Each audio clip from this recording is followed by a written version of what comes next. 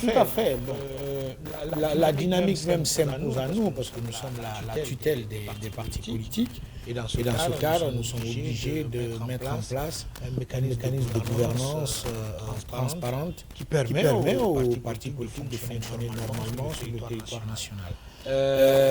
Cette normalité appelle à ce que nous déployons une série de formations à destination des acteurs politiques ou les membres de ces partis politiques. Et cette formation concerne effectivement les secrétaires administratifs des entités politiques afin que ces derniers puissent tenir tout ce qui est administratif et qui concourt à ce que les partis que nous avons identifiés comme légalement constitués puissent évoluer sur le territoire national de manière correcte et efficace, à savoir tenir un procès verbal, tenir un compte financier, savoir identifier leur siège social, mais également avoir même le nombre exact d'adhérents ou de personnel actif au sein d'un parti politique. C'est un moment très important parce que ça rentre dans le cadre de la refondation de l'État, du renforcement des capacités des institutions de la République, mais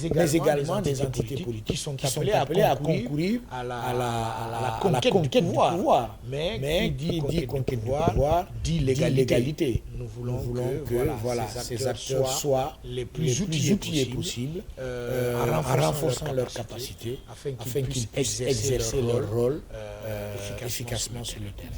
J'avoue que c'est un soulagement pour nous dans la mesure où nous venons de sortir d'une évaluation qui nous a permis vraiment de nous adapter sur le contexte des partis politiques. L'évaluation nous a beaucoup inspiré, nous avons beaucoup apprécié le processus d'évaluation dans ce domaine où le parti RPR a été certifié, nous avons été autorisés à exercer nos activités politiques sur le plan national. Je pense que c'est d'où vient cette invitation à suivre cette formation sur la planification stratégique et opérationnelle qui va nous permettre préalablement de mieux fonctionner et de savoir comment est-ce qu'un parti politique, à travers la charte des partis politiques et les textes réglementaires qui régissent les partis politiques à la République de Guinée, comment est-ce que ça va fonctionner. Je pense que c'est très utile et très important pour cette formation. Merci beaucoup.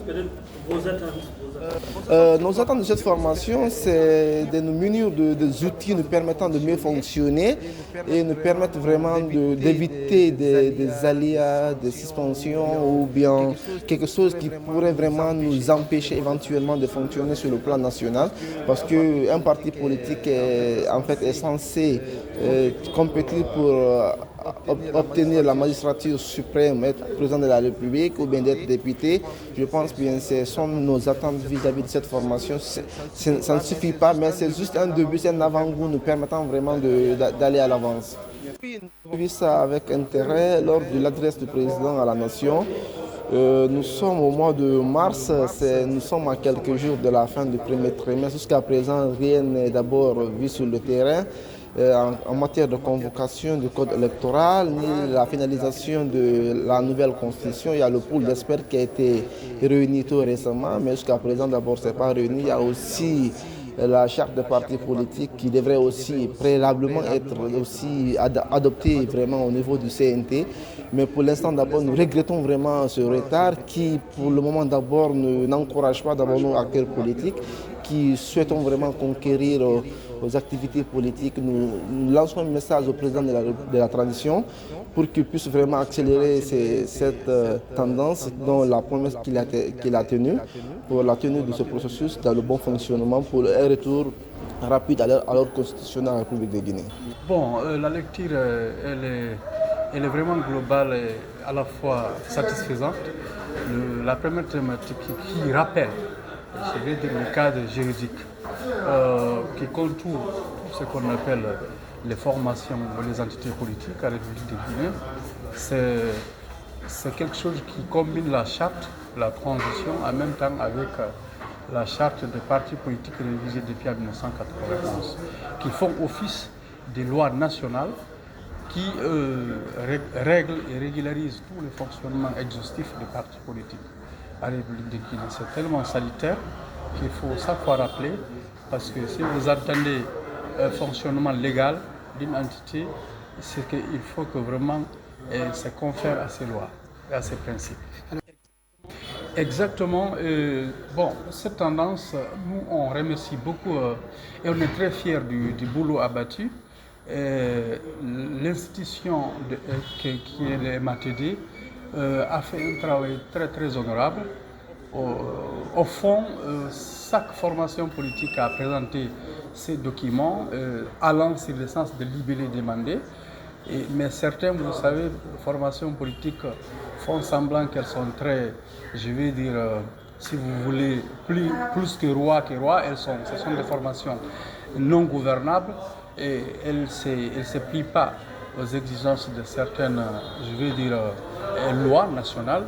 Alors que dans le monde entier, une formation politique, je vais dire, si vous voulez, c'est une organisation mixte qui doit vraiment rendre compte aux départements respectifs. C'est ce que le MATD a fait. Moi, nous, on trouve que c'est très salutaire. Depuis combien d'années, nous marchons, je veux dire, bout en bout, et puis on ne connaît pas qui vraiment a été, je veux dire, est complètement évalué. Certains partis politiques s'élèvent un seul jour dans la scène nationale pour faire des déclarations, et alors qu'ils ne sont pas légalement constitués. Je trouve que c'est très salutaire. Nous sommes dans cette dynamique, je veux dire, de continuer toujours le boulot et à travailler avec l'institution, je veux dire, qui est MATD. Merci. Exactement, vous savez, nous sommes dans une posture, il y a certaines forces exogènes qui font que l'agenda qui a été vraiment planifié depuis longtemps pour l'achèvement du chronogramme a été impacté dans certains endroits. Vous savez, nous sommes actuellement dans une mise en œuvre du programme RAVEC. Le RAVEC, nous ne connaissons pas avant. Et le RAVEC, c'est un programme tellement structurel, si vous voulez, c'est l'unité centrale d'une administration pour aller aux élections. Et la Guinée a souscrit à ça. Et on est à mi-chemin, à mi-parcours. Je crois que c'est ce qui a fait qu'il y a eu certains je vais dire, retards qui ont été enregistrés par endroits. Mais dans l'ensemble, nous sommes informés quotidiennement de comment est-ce que le RAVEC évolue. Et je crois que nous allons sortir du tunnel du bout en bout très bientôt, Inch'Allah.